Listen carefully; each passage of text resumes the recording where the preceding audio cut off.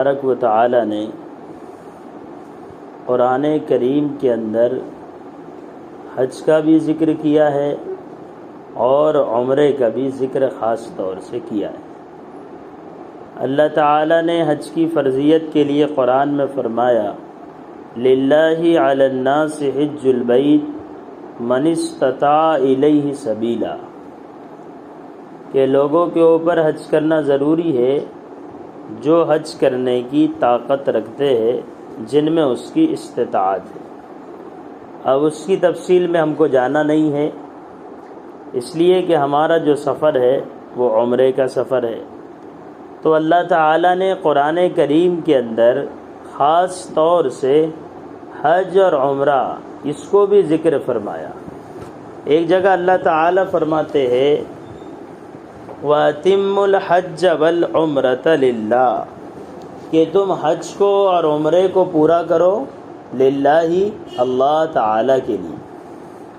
یعنی خاص طور سے یہ حج اور عمرہ ایک ایسی عبادت ہے کہ اس میں اللہ تعالیٰ نے یہ بات فرمائی کہ یہ دونوں کاموں کو پورا کرو صرف اللہ کے لیے۔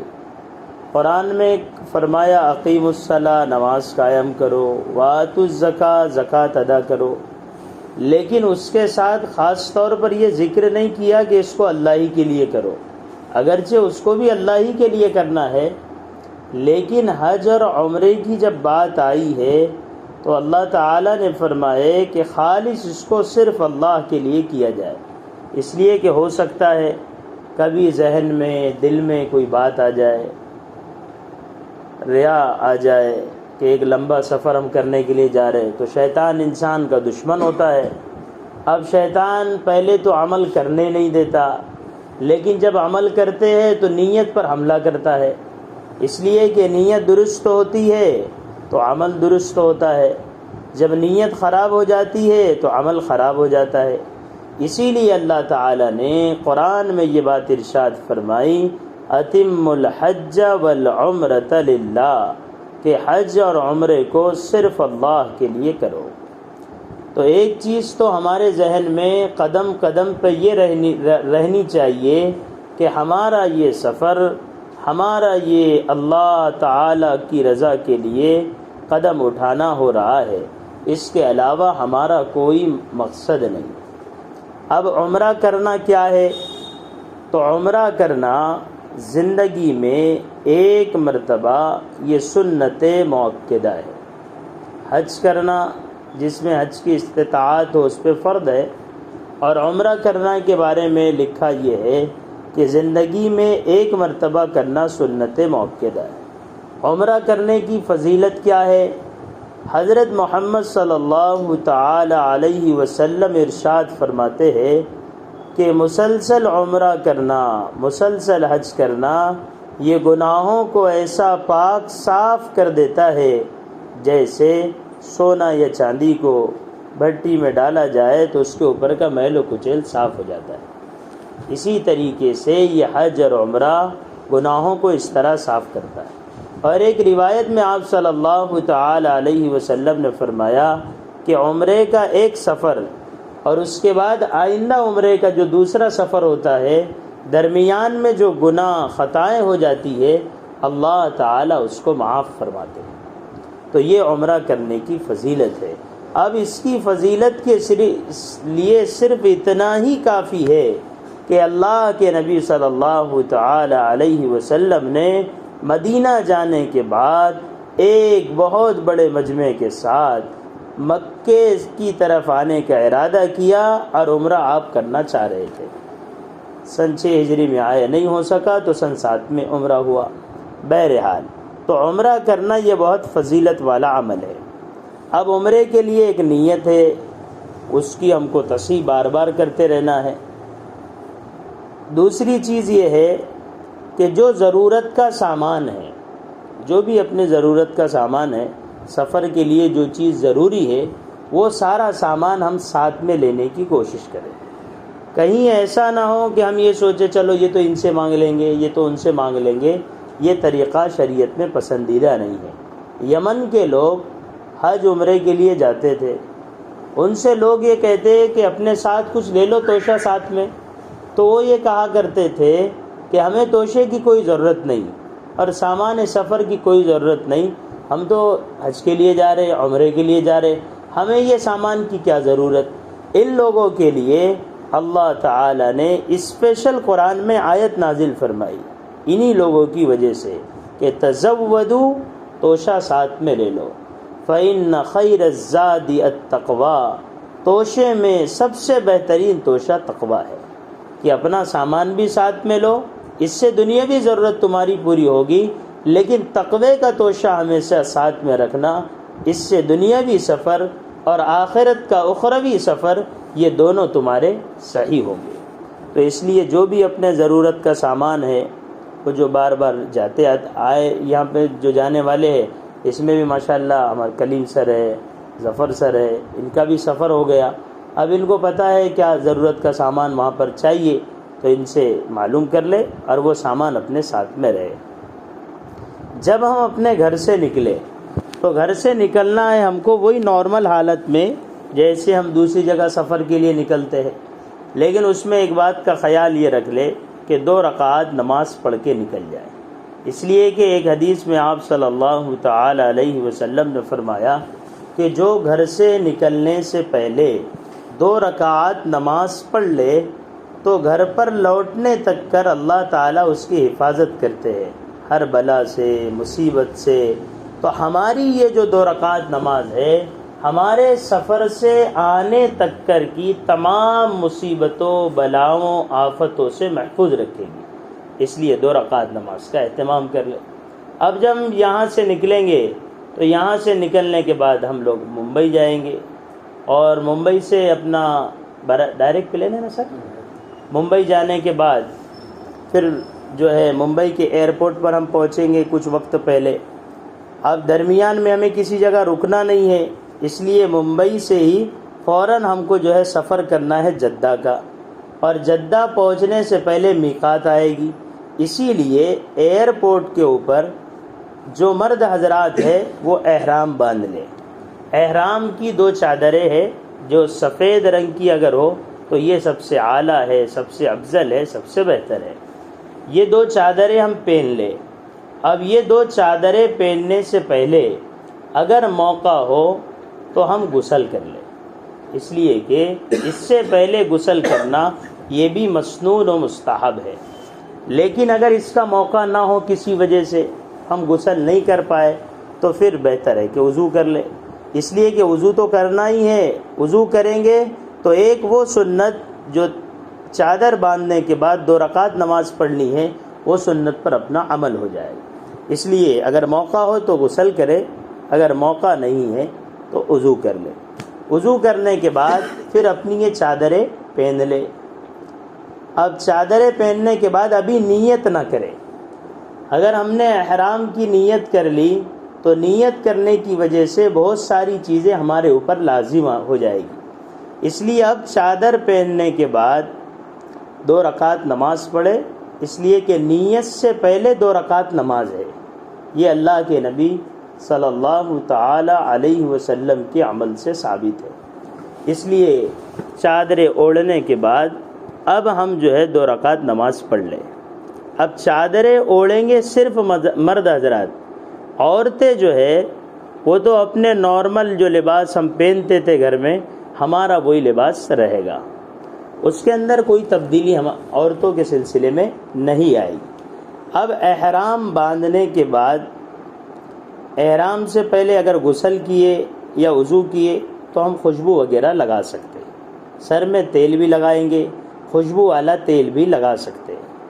اب اس کے لیکن اس بات کا خیال رہے کہ خوشبو ایسی نہ لگائے کہ جو بہت زیادہ گاڑی ہو، کہ جب ہم چادر اوڑھے تب بھی اس کا اثر باقی ہے۔ بات سمجھ میں آ رہی؟ اس کے بعد جب اپن غسل وضو وغیرہ سے فارغ ہو کر خوشبو وغیرہ لگائے، تیل وغیرہ لگائے تو ابھی کوئی حرج نہیں۔ اب ہم نے احرام کا کپڑا باندھ لیا تو اس کے بعد بھی اگر خوشبو لگائے تو بھی گنجائش ہے۔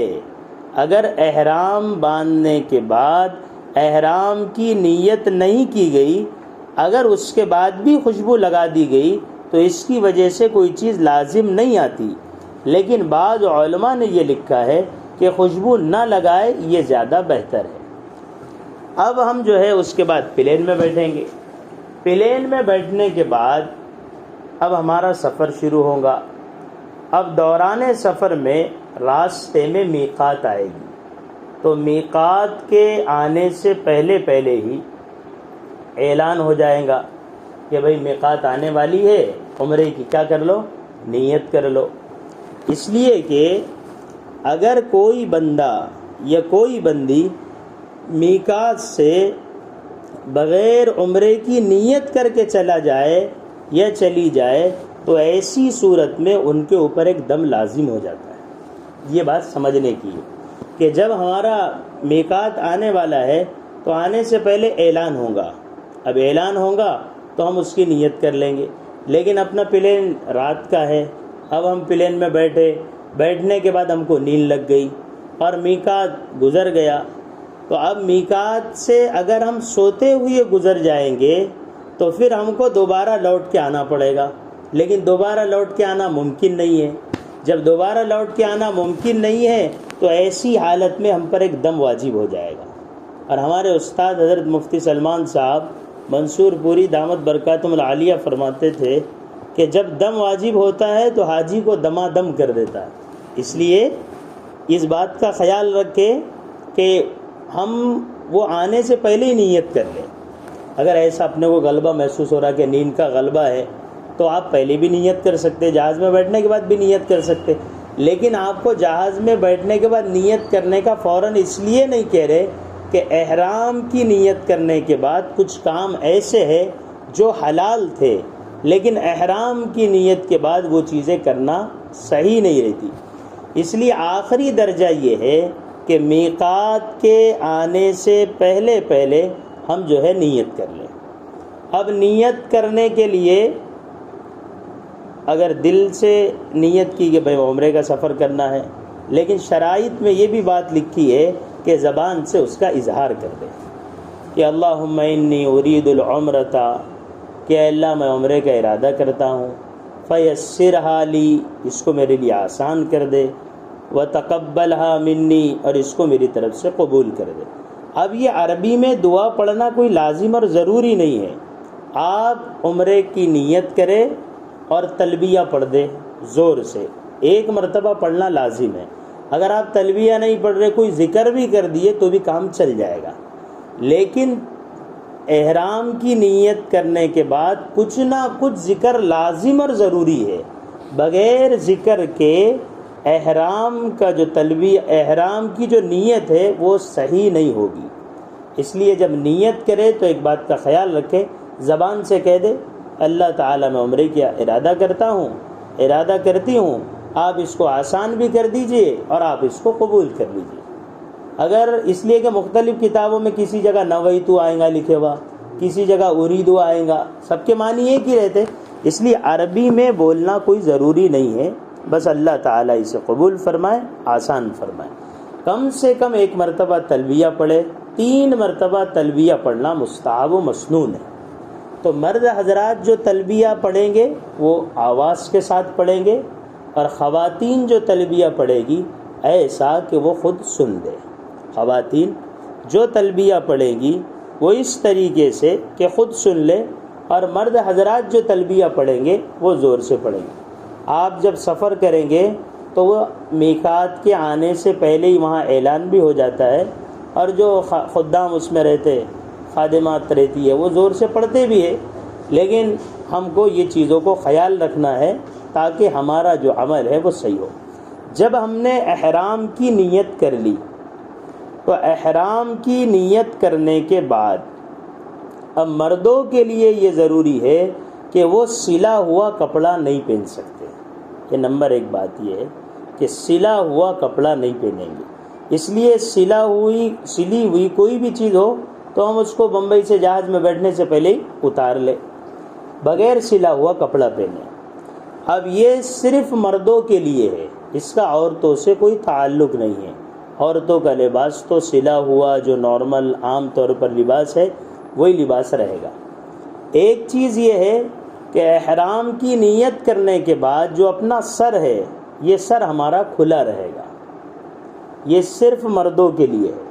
ہمارا سر بالکل بھی ڈھکا ہوا نہیں رہے گا، ٹوپی سے، رومال سے، کپڑے سے نہیں ڈھکا ہوا رہے گا۔ ہاں جیسی دھوپ زیادہ ہے، چھتری ہاتھ میں ہے تو اپن نے چھتری اوپر کر لی مکے کے اندر، اس میں کوئی حرج نہیں ہے۔ کسی جگہ کسی دوسری چیز کی شیڈ ہے، اس کے نیچے آپ کھڑے ہو گئے تو اس سے کوئی حرج نہیں۔ ایسی چیز جو خود بخود آدمی اس کو چھپا، جیسے رومال باندھ لیا، ٹوپی ہے، تو اس سے اپنے سر کو چھپائیں گے نہیں، بلکہ ہمارا سر احرام کی نیت کرنے کے بعد یہ مکمل طور پر کھلا رہے گا۔ اگر ہمارا سر 12 گھنٹے تک ڈھکا ہوا رہا تو پھر دم دینا پڑے گا، اور اگر اس سے کم تھوڑا سا ایسی ہلکا سا رہا تو وہ صدقہ دینے سے بھی کام چل جائے گا۔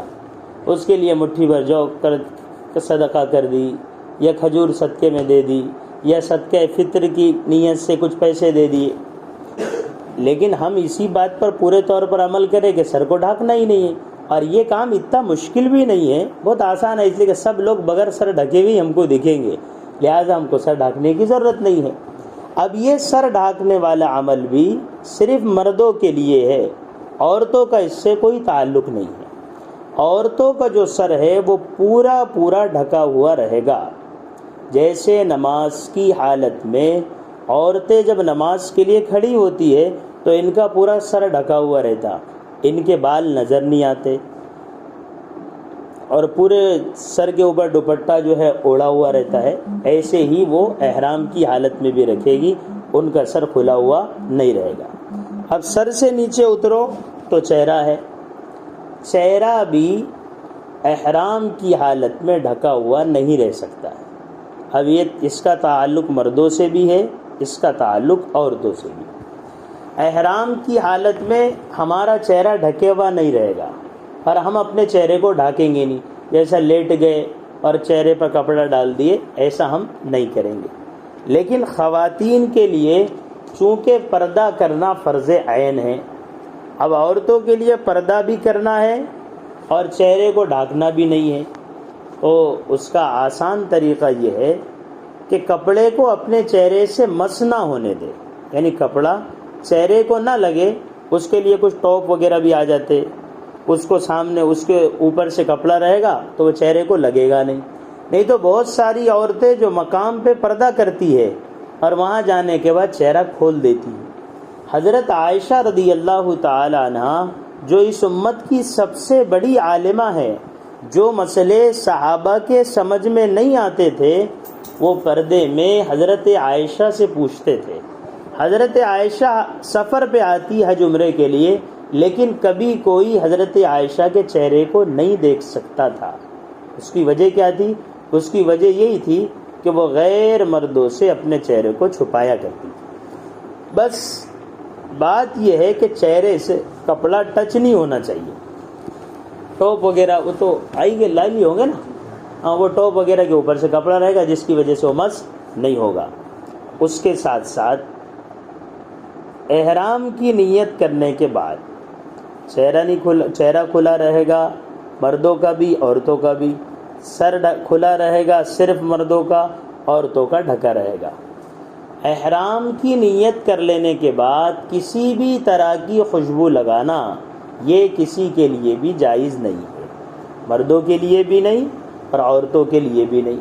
اس کا آسان راستہ، آسان کام یہ ہے کہ جو عطر کی بوتل ہے اس کو اپن اپنے پاس میں رکھے ہی نہیں، جب پاس میں نہیں رہے گی تو ہم خوشبو لگائیں گے نہیں۔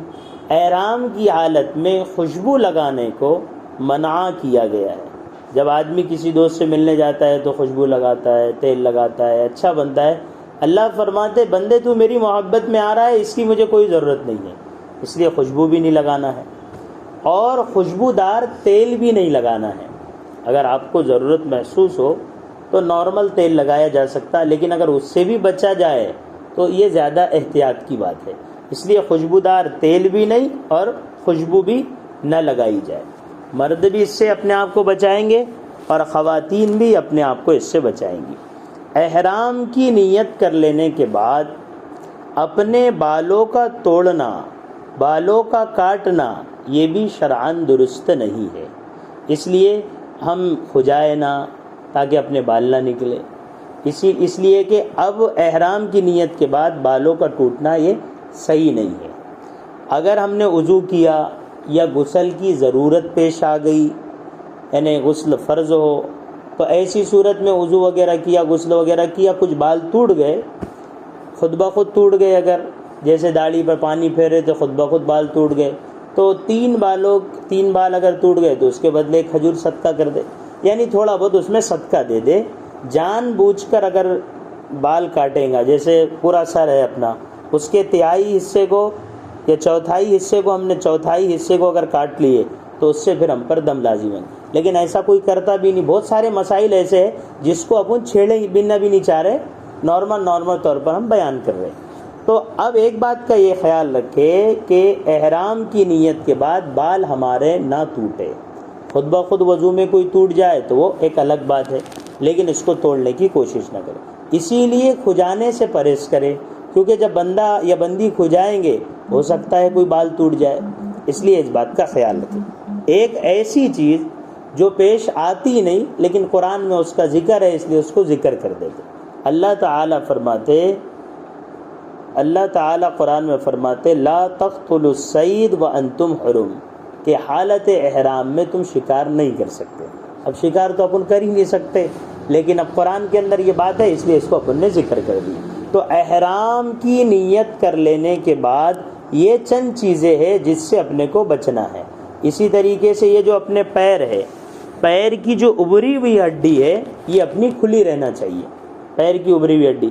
تو اس کے لیے آسان شکل یہ ہے کہ وہ اپنی جو ہوائی چپل رہتی اس کو پہن لیں گے تو اس میں ہڈی بھی اپنی کھلی رہیں گی۔ اس کا بھی تعلق صرف مردوں سے ہے، عورتوں سے اس کا کوئی تعلق نہیں۔ سمجھ میں آئی بات؟ ہاتھوں میں جو دستانے خواتین پہنتی ہے تو حنفیہ کے نزدیک پسندیدہ یہ ہے کہ اس موقع پر ہاتھ میں دستانے نہ پہنے جائے، یہ ذرا بہتر ہے۔ ہاتھ میں اگر دستانے نہ پہنے تو یہ پسندیدہ ہے، لیکن اگر کسی نے پہن لیا تو پھر اس میں بھی کوئی حرج نہیں، لیکن اگر دوسروں کو تشویش ہوتی ہو تو اس سے تھوڑا سا پرہیز کر لیا جائے۔ لیکن خاص طور پر چہرے پر ہم پردہ بھی کریں اور کپڑے کو ٹچ نہ ہونے دیں۔ تو یہ چند چیزیں ہیں جو احرام کی حالت میں جس کا اپنے کو خیال رکھنا ہے۔ اب عطر پاس میں رہیں گا ہی نہیں تو ہم خوشبو لگائیں گے نہیں، تیل خوشبودار یا کوئی قسم کا تیل ہی نہیں رہے گا تو ہم تیل بھی نہیں لگائیں گے۔ اسی طریقے سے سر کا اور چہرے کا مسئلہ ہے، اس میں تھوڑے سے احتیاط کرنے کی ضرورت ہے۔ اب یہ ہم نے نیت کر لی، یہ احرام کی نیت کرنے کی وجہ سے اللہ تعالی کی طرف سے بندے کو فضیلت کیا ہے، بندی کے لیے فضیلت کیا ہے۔ عبداللہ بن مسعود فرماتے ہیں قال رسول اللہ صلی اللہ علیہ وسلم، اللہ کے نبی نے فرمایا جب کوئی بندہ یا بندی احرام کو باندھ لیتے ہیں اور احرام کی حالت میں ہوتے ہیں تو سورج غروب ہوتا ہے تو ان کے گناہ سب ختم ہو جاتے ہیں۔ غربت الشمس بذنوبہ، اللہ کے نبی فرماتے سورج کے غروب ہونے کے ساتھ ان کے گناہ ختم ہو جاتے ہیں۔ آدمی مرد یا عورت احرام کی حالت میں ہوتے تو اللہ تعالیٰ ان کے گناہوں کو ختم کرتے رہتے ہیں۔ ایک قدم اٹھاتے ہیں تو 10 نیکیاں، ایک قدم ڈالتے ہیں تو 10 نیکیاں مٹاتے ہیں، 10 نیکیاں دیتے ہیں، 10 درجات بلند کرتے ہیں۔ یہ ساری اس کے لیے فضیلت ہے۔ اب نیت کرنے کے بعد ہم گزریں گے میقات سے، اس سے پہلے ہم نیت کر لیں گے۔ اب اس حالت میں ہم پہنچیں گے جدہ پہنچنے کے بعد اپنے لیے گاڑی آ جائیں گی، گاڑی آنے کے بعد ہم اس میں سوار ہوں گے، اور سوار ہونے کے بعد اب ہم مکہ پہنچیں گے۔ اب مکہ پہنچنے کے بعد سب سے پہلا کام تو ہم کو کرنا ہے طواف کا، لیکن اس سے پہلے جو اپنی بلڈنگ ہے، جو اپنا ٹھکانہ ہے، ہم وہاں پر پہنچے، اور پہنچنے کے بعد جو اپنا سامان ہے پہلے اس کو دیکھ لیں، ورنہ ہم زیادہ عجلت کریں گے تو پھر یہ سامان اپنے کو تلاش کرنے میں بعد میں پریشانی جائے گی۔ اس لیے جو بھی اپنا سامان ہے وہ سامان کو حاصل کر لے، اپنی جگہ دیکھ لے، اپنے پاس جو کارڈ ہے اپنے بلڈنگ کا وہ سب لے لے۔ یہ سب ضروریات کو پورا کرنے کے بعد اگر آرام کا شدید تقاضا ہو تو آپ آرام بھی کر سکتے ہیں، آرام کرنا بھی ممنوع نہیں ہے۔ لیکن اب اتنے دنوں کے بعد وہاں جانا ہو رہا تو خوشی رہتی اس لیے وہ کیا آرام کا کوئی تقاضا، اگر تقاضا ہے تو کر سکتے۔ اب اس کے بعد ہم سب سے پہلے جو ہے جائیں گے بیت اللہ شریف۔ اب ہم نے جب سے احرام کی نیت کرے تب سے ہم نے تلبیہ پڑھنا شروع کر دیا۔ یہ ہمارا جو تلبیہ ہے لبیک اللہم لبیک، یہ سلسلہ ہمارا چلتا رہے گا۔ کم سے کم تلبیہ یاد سب نے کرنا چاہیے، تاکہ یہ ہم کو تلبیہ بار بار پڑھنے کی ضرورت پیش آئیں گی، لبیک اللہم لبیک الی آخری۔ اب ہم وہاں پہنچے تو بیت اللہ کے اندر داخل ہونے سے پہلے، جب ہم بیت اللہ کے اندر داخل ہوں گے جس بھی گیٹ سے، تو اپنی نگاہوں کو نیچے رکھیں، اس لیے کہ کتابوں میں یہ بات لکھی ہے کہ بیت اللہ پر جب پہلی نظر پڑتی ہے تو اس نظر میں بندہ یا بندی اللہ تعالیٰ سے جو دعا کرتی ہے یا کرتا ہے، اللہ تعالیٰ اس دعا کو قبول فرماتے ہیں۔ اب یہ صرف پہلی مرتبہ نہیں، جب بھی آپ جائیں گے تو یہ عمل آپ کے ساتھ رہے گا کہ جب بھی آپ بیت اللہ میں جاؤ تو نگاہوں کو نیچے جھکا کے جاؤ۔ فوراً جب آپ کی بیت اللہ پر نظر پڑے تو خوب جم کے دعا کرو، اللہ تعالیٰ سے خوب دعا مانگو۔ یہاں پر دعاؤں کی قبولیت کا مقام ہے اور اللہ تعالیٰ دعا کو قبول کرتے ہیں، اس لیے دعا کی جائے۔ دعا سے فارغ ہو جانے کے بعد جو بھی آپ کو دعا کرنا ہے، اس میں ایسا کوئی خاص دعا ہی نہیں کہ آپ کو یہی آیت پڑھنا ہے اور یہی دعا کرنا ہے۔ اللہ تعالیٰ کی ذات ایسی ہے جو ہر لینگویج، ہر زبان میں بات کو سمجھتے ہیں۔ دنیا میں 5000 سے زائد زبانیں بولی جاتی ہے، اللہ سب کی بات کو سنتے ہیں۔ اس لیے ہاں یہ بہتر ہے، اچھی بات ہے کہ آپ کو عربی میں بھی دعائیں آپ یاد کرو جو ہو جائے، لیکن جو بھی آپ کو مانگنا ہے آپ اللہ تعالیٰ سے مانگو۔ خاص طور سے اللہ تعالیٰ سے یہ بھی دعا مانگنی ہے کہ اللہ تعالیٰ ہمیں مستجاب الدعوات بنائے، کہ ہماری دعا قبول ہو۔ یہ بھی دعا مانگنا ہے کہ اللہ تعالیٰ آپ نے ہدایت کے مرکز پر مجھے بلایا ہے، آپ مجھے ہدایت پر ہمیشہ چلائیے، ہدایت پہ جمائیے۔ یہ بھی دعا مانگنا ہے کہ اللہ تعالیٰ آپ نے یہاں پر اپنے فضل سے بلایا، اب جو یہاں کے ارکان ہیں آسانی کے ساتھ، سہولت کے ساتھ ہو جائے۔ جو دعا مانگنی ہے وہ دعا مانگیے۔ اس کے بعد اب آپ کا جیسا مثلا 10 لوگوں کا گروپ ہے تو ہم ایک جگہ طے کر لیں پہلے کہ اگر خدا نہ خواستہ طواف کے دوران ہم ادھر ادھر ہو بھی گئے تو ہم سب کے سب ایک جگہ، یہ فلاں جگہ پر جمع ہو جائیں گے۔ یہ کر لینے سے تھوڑی سی آسانی ہو جاتی، اس لیے کہ اب طواف کسی نے جلدی کیا، کسی نے اسپیڈ سے کیا، کسی نے آہستہ کیا، تو پریشانی نہ ہو، تو اس لیے ایک جگہ متعین ہو جائے، یہاں آپ کو جمع ہونا ہے۔ اب اس کے بعد آپ جائیں گے طواف کرنے کے لیے۔ جب آپ طواف کرنے کے لیے وہاں پر جائیں گے تو بیت اللہ کے اندر ایک پتھر ہے جس کو حجر اسود کہتے ہیں، وہاں پر ہم بہت سارے لوگوں کو دیکھیں گے جو اس کے سامنے کھڑے ہوئے ہیں۔ اب ہم حجر اسود کے سامنے کھڑے رہیں گے اور جانے کے بعد ایک کام کریں گے جس کو استقبال کہتے ہیں۔ جس کو کیا بولتے ہیں؟ استقبال۔ استقبال کا مطلب یہ ہے کہ بسم اللہ اللہ اکبر وللہ الحمد، یہ پڑھ کر آپ اپنے دونوں ہاتھوں کو اٹھانا ہے۔ جیسا ہم نماز میں اپنے دونوں ہاتھوں کو کان تک اٹھاتے نا، تو حجر اسود کی طرف رک کر اپنے دونوں ہاتھوں کو ایسا اٹھایا جائے اور بسم اللہ اللہ اکبر کہہ کے ہاتھوں کو چھوڑ دیا جائے۔ ٹھیک ہے؟ اب اس کے اندر بعض کتابوں کے اندر بسم اللہ اللہ اکبر لا الہ الا اللہ بھی ساتھ میں ہے، پھر والصلاۃ والسلام علی رسول اللہ بھی ہے۔ ٹھیک ہے؟ تو آپ کو جو آسانی سے یاد رہے وہاں پر وہ کر لیں۔ یہ ہوگا ایک عمل استقبال کا، ابھی اس کو بولتے استقبال۔ استقبال سے فارغ ہونے کے بعد آپ کو دوسرا کام کرنا ہے جس کو استعلام بولتے ہیں۔ یہ دوسرا کام ہے استعلام۔ یہ نمبر 1 ہے استقبال، کہ دونوں ہاتھوں کو کانوں تک اٹھانا ہے اور بسم اللہ اللہ اکبر وللہ الحمد پڑھ کے ہاتھ چھوڑ دینا ہے۔ پھر کرنا ہے ہم کو استعلام۔ اب یہ ہے کہ ہم حجر اسود کے پاس جا کے بوسہ تو لے نہیں سکتے، اسی لیے دور سے ہی ادھر ہاتھوں کا اشارہ کر کے بسم اللہ اللہ اکبر بول کے ہاتھوں کو چوم لینا ہے، اس کو استعلام بولتے ہیں۔ ہاتھوں کو اس طرح چومنا ہے کہ چومنے کی آواز نہ آئے، یہ مسنون ہے۔ ٹھیک ہے؟ اب یہ ہم نے کام کر لیا۔ سب کام کہنے میں تو بہت زیادہ ٹائم لگ رہا، کرنے میں اتنا بھی ٹائم نہیں لگے گا۔ فوراً استقبال، پھر استعلام کر لیں۔ استعلام کرنے کے بعد بیت اللہ کا طواف شروع کر دیں۔ ٹھیک ہے؟ اب ہم بیت اللہ کا طواف شروع کریں گے۔ یہ حجر اسود ہے، ادھر ہم کھڑے ہوئے اور یہاں سے اپنا طواف شروع ہو جائے گا۔ صحیح ہے. اب طواف جب شروع ہمارا اسٹارٹ ہوگا تو اب تلبیہ پڑھنا اپنے کو بند کرنا ہے. یہ جو لبیک اللہم لبیک ہم پڑھ رہے تھے پہلے، اب یہ سلسلہ یہاں پر منقطع ہو جائے گا، یعنی اب ہم تلبیہ نہیں پڑھیں گے. اب ہم اپنا طواف کو اسٹارٹ کریں گے. اب دوران طواف میں ایک چیز یہ ضروری ہے کہ ہم طواف باوضو کریں گے. طواف کے لیے دونوں نجاستوں سے اپنے آپ کو بچا ہوا ہونا ضروری ہے.